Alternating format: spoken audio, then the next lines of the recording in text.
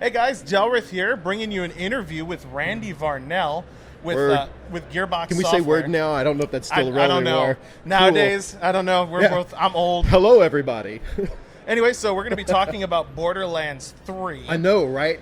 And honestly, it's a big project. How long have you guys been working on it? Oh, well, we started right after, some small team started right after the pre-sequel, so almost 5 years in development. 5 years. Yes, and a lot of us for at least the last 2 or 3 years, right? There were a bunch of us that did a stint through Battleborn. Yep. And then we won't talk about Battleborn.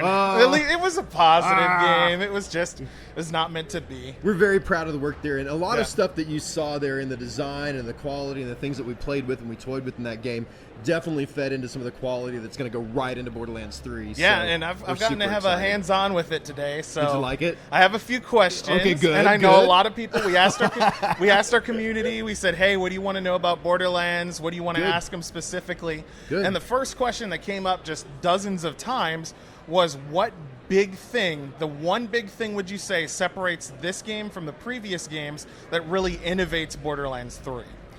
I mean, the thing that's going to be out there everywhere, you've already seen it teased in the trailer, is we're going to other planets. Got it. Right, that's the biggest question we leave at the end of Borderlands 2. Because it's always been on Pandora, for the most part. Yeah, or in space around Pandora. That's right. In the we went to Elpis in the pre-sequel. Yeah, you went to Elpis, so, yeah. kind the of moon. It's still around Pandora, though. But that very last image we leave in fans with Borderlands 2 is Claptrap and the key and the map.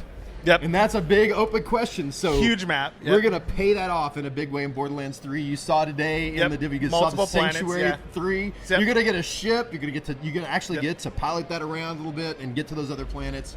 It's gonna be cool. So the one thing he's talking about is there's a Sanctuary sort of hub, which is a ship that you use to go between planets. Now you got the multiple planets. How many planets are there? Oh, I can't tell you. You can't give a specific there are number. Many. Are we at talking least 2? More than 2. Oh yeah. Less than 1,000. That's a good range. That's a good range. I will confirm. All right. I will absolutely that. confirm it's between 2 and 1,000. That's a good number. All right, could be anything.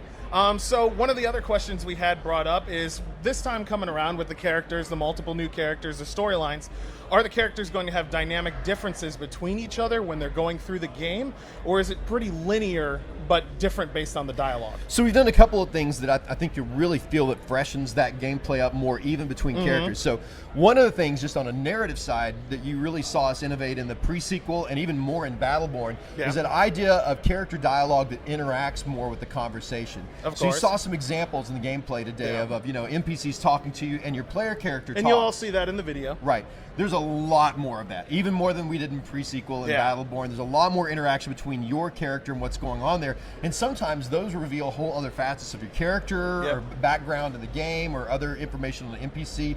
You're going to see a lot more of that. So that gameplay experience is going to be very different per character. Got it. So you're going to try to fill all that the nothingness of audio with actual character dialogue and more interactions and things like that. Yeah. In fact, in our early playtesting at Gearbox, that was one of the most requested things that we had from early playtesters. More. And we thought we did a bunch. So we've been going back and adding more and more. Yeah. So you're going to have a lot of that. And I think the other thing that you see that really helps is gameplay related. I think more than ever, the skill trees that we have in this game allow for that deep customizability that's going to make your character feel very I've noticed different. that, yeah. I've noticed that these skill trees are a lot more expanded. That's right. You get multiple skills now that you can activate. And each one can be customized with the individual little selections throughout your play. That's right. Is there any drastic differences between the characters? Like, can a few of them have more skills? Can a few of them have like special skills that do more, like more effects than the other characters? Like, what separates the characters design-wise? Yeah, in fact, they all have a little quirk different way. I'd say a little quirk. A quirk. Medium-sized quirk to a big moderate quirk, right? Yeah. So we looked at 2 today, and I'll describe the difference there. We'll talk about the other 2 in the future, and those are some good surprises. We only got to left see there. 2 today, That's right. So Amara and Zane. Amara the Siren, Zane the Operative, right? So Amara is pretty straightforward, a Siren, but she has 3 action skills, right? She does have 3, So you get something that's very similar to Maya, something that's kind of similar to Lilith with the phase energy, and then something that's all her own, the phase slam where she jumps up in the air and punches boom, down on the ground, Really cool. Yeah. She is really awesome at that up close. She's like, if Maya and Brick were merged. Yep, she's an energy brick. Right. Yeah, she's pretty cool that way. Zane is awesome because he is our kind of James Bond gadgeteer spy play. Now the cool thing that's different, you asking about the action skills on him is Amara can sock it in that whatever main siren ability and she wants. She gets one, and then she can pick an element to add to that, and then another augment to add to that. That's pretty cool. Change it up. That's pretty cool.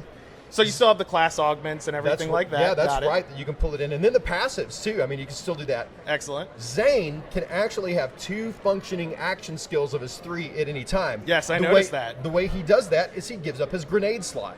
Yeah, no grenades for him, but he could do things like his drone and his shield, or his clone I saw of himself, where he could teleport to his clone and Digiclone, right? Yeah, that's really, really cool. Not only will his clone function kind of as a lightweight turret, but it's really cool to go in and distract the enemies. And if you get overwhelmed, it's like, yoink, here I am, and there's the clone, and you switch places. Really sweet gameplay on that.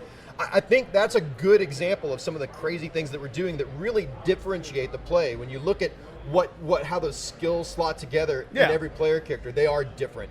They definitely felt different. I got to play between both of them. Great. And they could play completely differently. And I really liked the customization that goes down. And you'll see a lot of the customization in the video, the gameplay of all the different skills we were able to mess around with today. And they were nice enough to give us characters that were further along so we could actually do more stuff. Yeah. One of the big things we wanted to ask about, and a lot of people brought up, was the gear. In previous games, it's all been same gear. Like, you go in with the friends, you have people steal stuff, it doesn't scale correctly. Ninja looters! Yes, lots of ninja looters. The thing we wanted to know this time around is it going to be instance? It's either or. Like, you actually get to pick. Isn't that the coolest thing? So that's awesome, actually. We absolutely will confirm we have instanced loot in Borderlands 3. We know that's a big fan request. That was a huge thing, right? And you even saw not only that, but what we demoed today is instant loot combined also with level auto balancing. I saw that. So if you are level 5, I think we showed today a level 5 or level 7 Amara playing with a level 25 Zane, and it just automatically adjusts the damage output and the health of enemies to look whatever it needs to look like to be an equivalent challenge